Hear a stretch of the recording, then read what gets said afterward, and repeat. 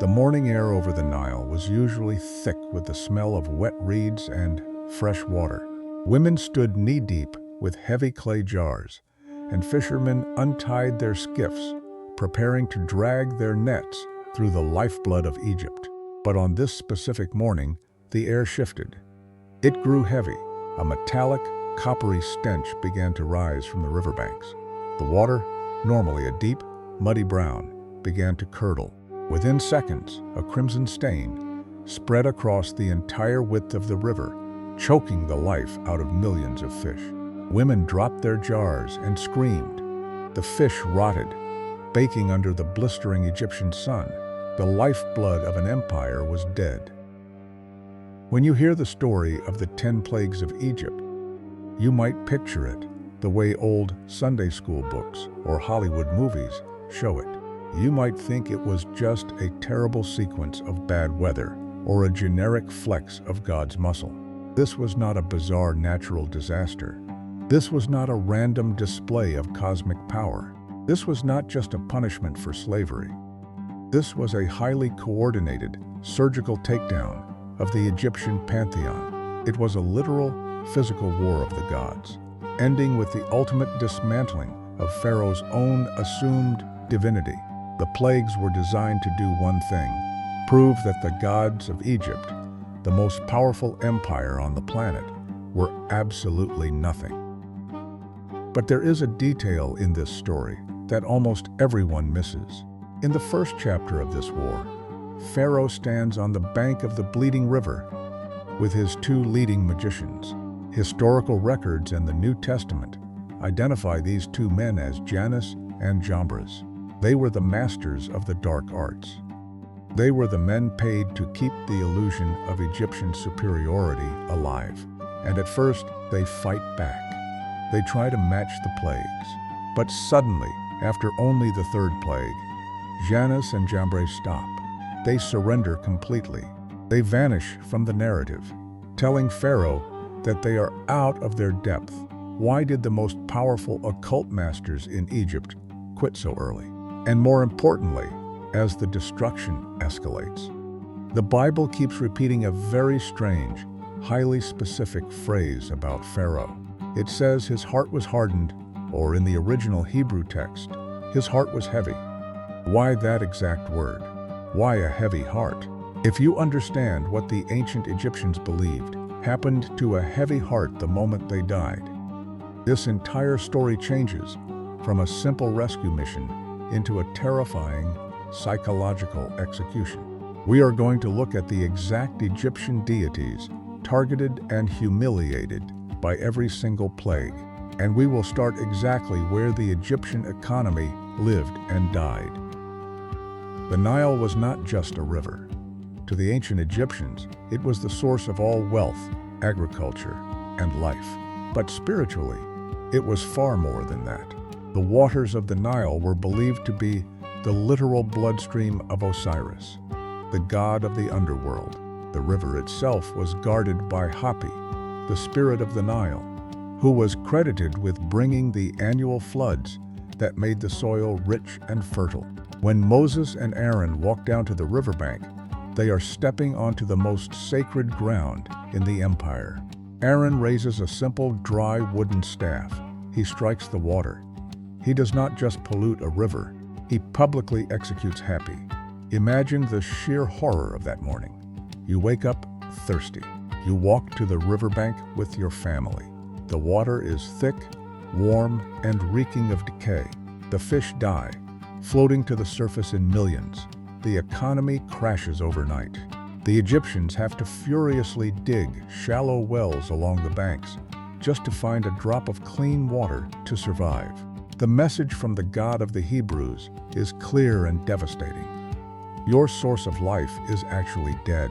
The blood of your false god cannot save you.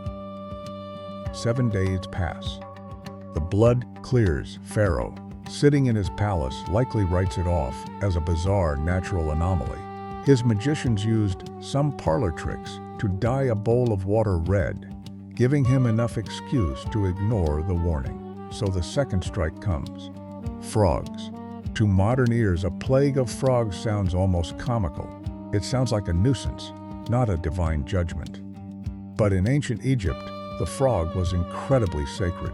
It was the undisputed symbol of Heqet, the goddess of fertility, childbirth, and resurrection. She was literally depicted with the head of a frog. Killing a frog was a serious crime in Egyptian society. They were protected by law. God gives the Egyptians exactly what they worship. Millions of them. They swarm out of the river. They invade the streets.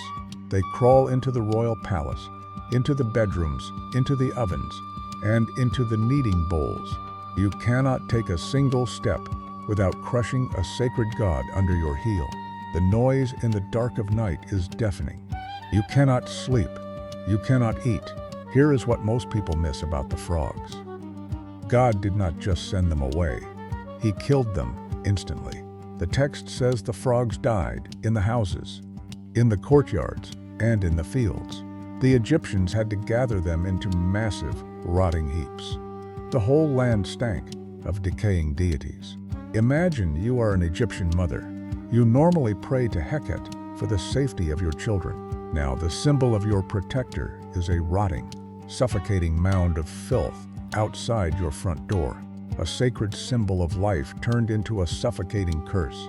The magicians managed to use their dark arts to summon more frogs, completely missing the point that they are only making the problem worse. But then the third strike falls. Aaron strikes the dust of the earth. The dirt itself rises up and turns into gnats or lice. This is a direct, calculated assault on Geb, the great god of the earth. The Egyptians literally worshipped the dirt they walked on, believing it brought forth life. Now the very ground they stand on bites them. It crawls on their skin. It torments their livestock. But this plague carries a deeper, more strategic blow. The priests of Egypt were obsessed with physical purity. To serve in the temples, they had to shave their entire bodies completely every other day. They wore only pure linen.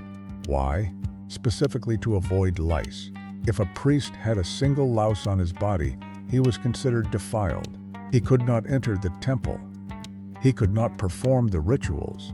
By turning the dust into lice, God completely shuts down the entire religious system of Egypt. The priests are defiled. They cannot walk into their own temples to pray to their false gods for help. The Egyptian gods are isolated, cut off from their worshippers. This is the breaking point. This is where Janus and Jambres step back. They try their enchantments to make the dust turn into gnats, but they fail. The demonic power they rely on hits a brick wall. They look at Pharaoh, their king, and say the words that shatter Egyptian pride forever. This is the finger of God. But Pharaoh's heart remains heavy. He refuses to yield.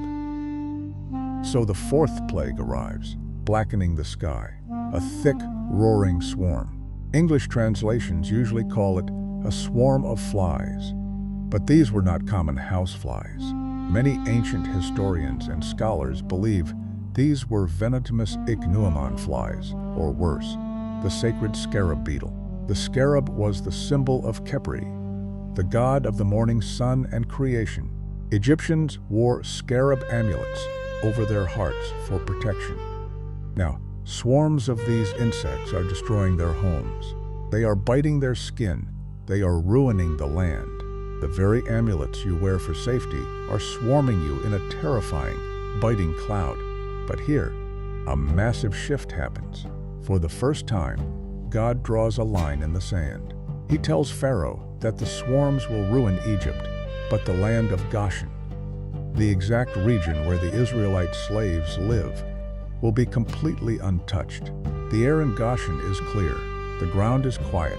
The contrast is terrifying. You see the pattern emerging clearly now. The gods of Egypt cannot protect their own people, and they are completely powerless to cross the border and touch God's people.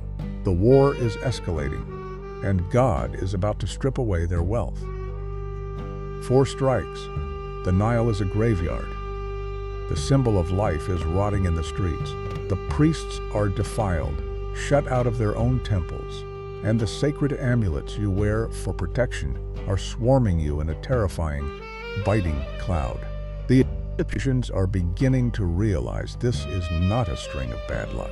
This is an execution of their gods, and they are completely defenseless. If seeing the Bible come alive like this, stripping away the Sunday school myths to reveal the terrifying, awe-inspiring historical reality underneath, is something you want more of, take a second to subscribe. This channel is dedicated to showing you exactly what is really happening in the biblical text without the fluff.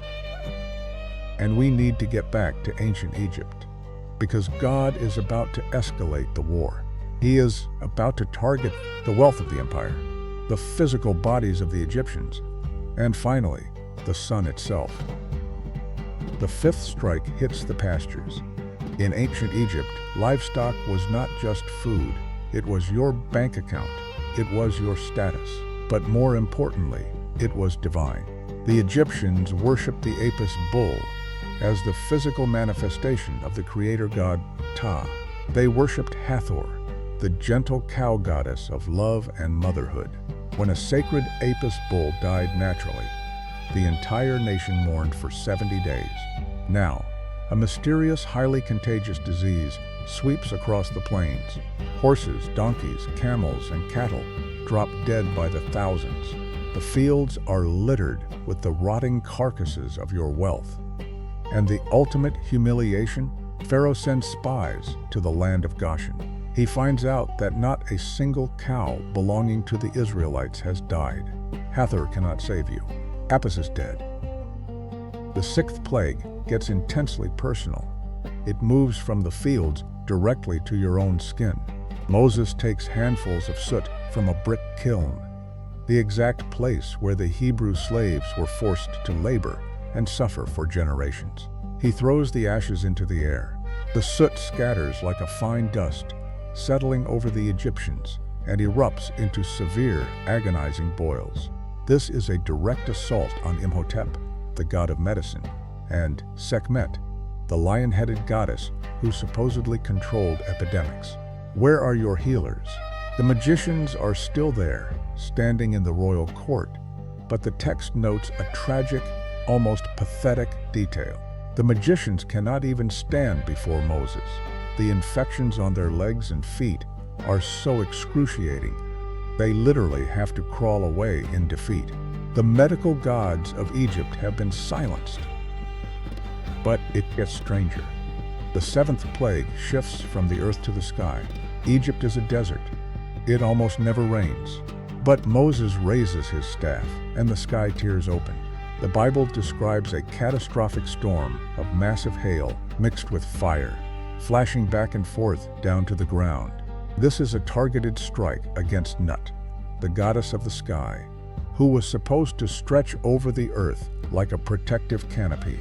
It is a total mockery of Seth, the god of storms. They are completely powerless as fire and ice hammer the nation. The hail shreds the flax and the barley, destroying your clothing and your food. But something incredible happens right before this storm. God actually issues a warning. He tells Pharaoh that anyone who fears the word of the Lord should bring their servants and livestock indoors. And for the first time, some of Pharaoh's own officials listen. They run. They pull their slaves out of the fields. The fear of Yahweh is finally breaking the mind control of the empire. Then comes the eighth strike. An east wind blows all day and all night, carrying a black cloud of locusts. Whatever the hail left behind, the locusts consume. Every green leaf, every remaining stalk of wheat. The agricultural gods are humiliated. The ground is stripped totally bare. Egypt is systematically being uncreated, turned back into a lifeless wasteland. Stay with me, because the next plague changes everything. Up until now, the plagues have attacked the economy, the river, and the land. But the ninth plague aims directly at the absolute top of the pyramid. The sun, the supreme deity of the Egyptian pantheon, was Ra, the sun god. He was the king of the gods.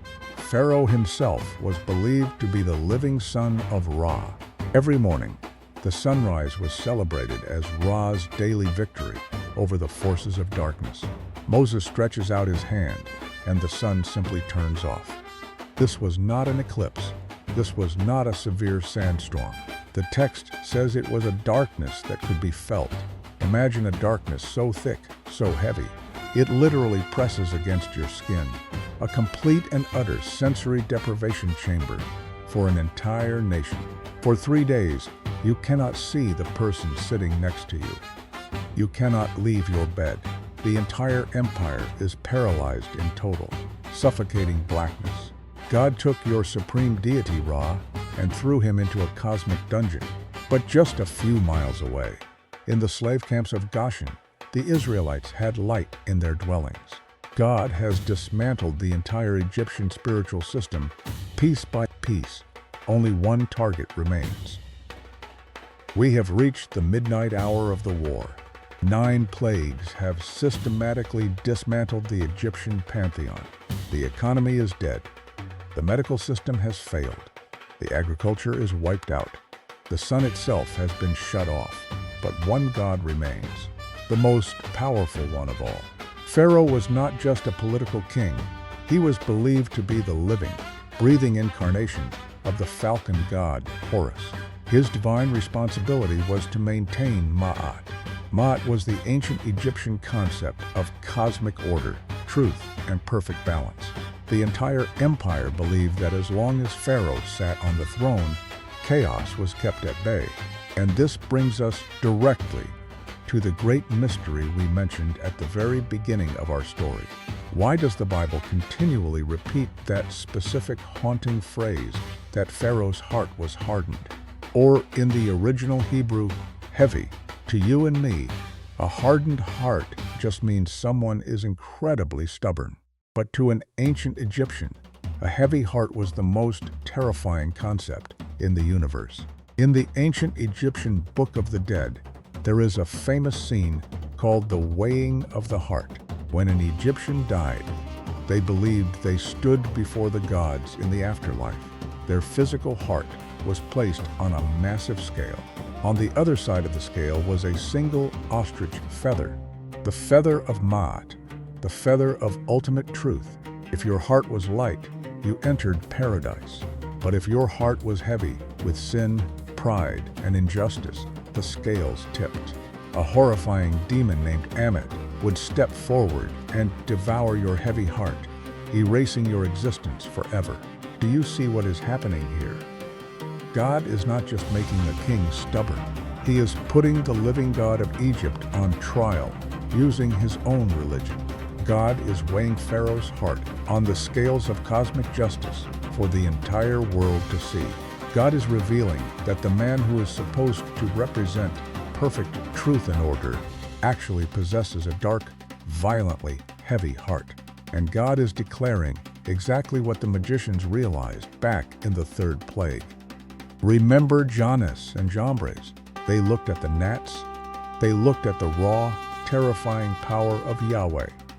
And they surrendered because they recognized the true finger of God. They knew the scales had tipped. They knew the gods of Egypt were already dead. Pharaoh's heart is overwhelmingly, fatally heavy. He has failed his own religion's test. So the final blow falls, the 10th plague, the death of the firstborn. This is not just a tragic loss of life. This is the complete execution of Egypt's future and the absolute humiliation of Pharaoh. He is supposed to be the divine protector of his people. But at midnight, a horrific cry rises up across the empire. From the poorest servant grinding grain in the mill to the throne of Pharaoh himself, death sweeps through the land. Pharaoh cannot even protect his own son in his own bedroom. The only homes spared are the ones marked by the blood of a spotless lamb. The Israelites paint the blood on their doorframes, an act of sheer faith that stops the plague from crossing their threshold. The angel of death passes over. The Egyptian gods are silent. Horus is defeated. The war is over. But what does this mean for you today? It is easy for us to look back at ancient Egypt and laugh at them for worshiping frogs, cows, and bugs. We think we are far too advanced, far too intelligent for that. But human nature has not changed. We have simply changed the names of our gods. What are the gods of the modern world? They are the systems we place our absolute trust in. We worship the global economy. We worship modern medicine and pharmaceutical systems. We bow down to the endless supply chain that keeps our grocery store shelves full. We trust technology to solve our deepest problems and protect us from the chaos of the outside world. We build our lives around these modern deities, assuming they are invincible. But what happens when our modern Nile turns to blood? What happens when a microscopic virus shuts down the entire globe, exposing our medical gods as fragile? What happens when the economy crashes and the wealth you trusted in vanishes overnight? When the systems you trust absolutely are stripped away, what remains? So what do you take away from the ruins of Egypt? First, the 10 plagues were not a random display of severe weather or natural disasters. They were a literal, historical war. God systematically dismantled the specific demonic and false powers of the greatest empire on earth. He took their economy, their agriculture, their medical system, and their supreme sun god, and he crushed them to prove that he alone holds authority over creation. Second, you have to ask yourself a hard question. What false gods are you trusting right now? Is your heart heavy with the belief that your career, your bank account, or the modern systems of this world can truly save you? And finally, the most important truth of all. God does not dismantle our idols to destroy us. He dismantles them to set us free. When the river bleeds and the sun goes dark, it is a terrifying experience, but it is also a severe mercy. It is God stripping away the illusions that keep us enslaved, so you can finally walk out of your own personal Egypt and worship the one true King. Which of the 10 plagues and its hidden connection to an ancient Egyptian god surprised you the most? Let me know down in the comments. And if this journey changed the way you read your Bible, make sure to subscribe to the channel. We have so much more of the ancient world left to uncover. For the rest of today's video, I want to invite you to step into a time of deep reflection. The ancient truths we uncovered about Genesis and the flood are intense and completely shatter our comfortable myths. As this song plays, let the gravity of this cosmic history sink in. Consider the terrifying lengths the Creator went to just to preserve the human bloodline and ensure the Messiah's arrival. Use this quiet space to meditate on His absolute victory over the unseen realm and rest securely in the unbreakable promises He has made to you today.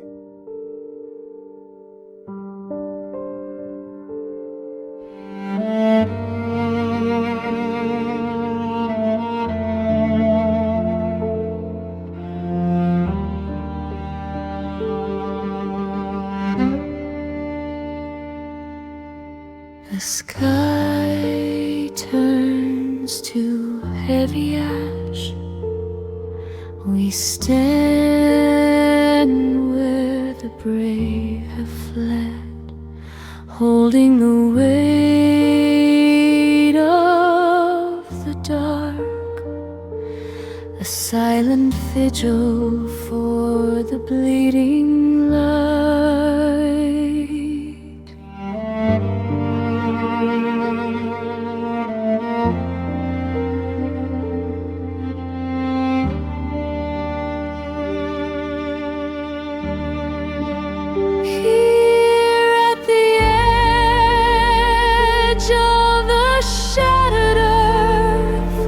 We do not run, we remain.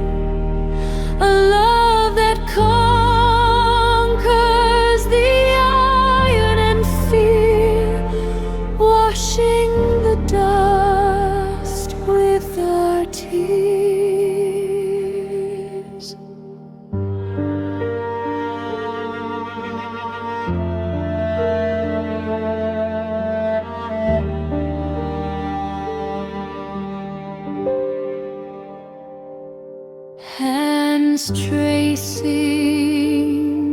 the splinters of grief, mending the unseen wounds of the soul. Through the blinding storm of the world, quietly anchoring the storm. He